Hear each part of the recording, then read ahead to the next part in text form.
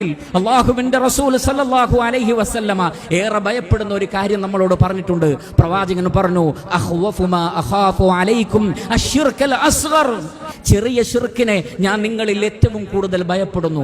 സഹാബത്ത് ചോദിച്ചു, അമശ്ശിർകുൽ അസ്ഗറു യാ റസൂലല്ലാഹ്, അല്ലാഹുവിന്റെ റസൂലേ ഏതാണ് ആ ചെറിയ ശിർക്ക്? പ്രവാചകൻ പറഞ്ഞു, അർരിയാ, മറ്റുള്ളവരെ കാണിക്കാൻ വേണ്ടി പ്രവർത്തിക്കലാണ്. നിങ്ങളുടെ സൽക്കർമ്മങ്ങൾ, നിങ്ങളുടെ നന്മകൾ, നിങ്ങളുടെ ആരാധനകൾ അല്ലാഹുവിനെ ഉദ്ദേശിക്കേണ്ടതിന് പകരം നിങ്ങൾ മറ്റുള്ളവരെ കാണിക്കാൻ വേണ്ടി, ആളുകളുടെ പ്രശംസ കിട്ടാൻ വേണ്ടി നിങ്ങൾ പ്രവർത്തിക്കലാണ് റിയാ. എന്നിട്ട് പ്രവാചകൻ ഭയപ്പെടുത്തുന്ന ഒരു കാര്യം പറഞ്ഞു, ഖിയാമത്ത് നാളിൽ എല്ലാവരും ധാരാളം സൽക്കർമ്മങ്ങൾ ചെയ്തുകൊണ്ട് അതിന്റെയൊക്കെ പ്രതിഫലം വാങ്ങി സ്വർഗത്തിലേക്ക് പോകാമെന്ന് വിചാരിച്ച് നിൽക്കുമ്പോൾ റഹ്മാനായ റബ്ബ് പറയും, ഇദ്ഹബൂ ഇലല്ലദീന കുൻതും തുറാഊന ഫിദ്ദുനിയാ ഫൻളുറൂ ഹൽ തജിദൂന ഇൻദഹും ജസാഅ. ഭൂമിയിൽ ആരെ കാണിക്കാൻ വേണ്ടിയാണോ നിങ്ങൾ ഇബാദത്ത് ചെയ്തത് അവരുടെ അടുത്തേക്ക് പോയിക്കോ.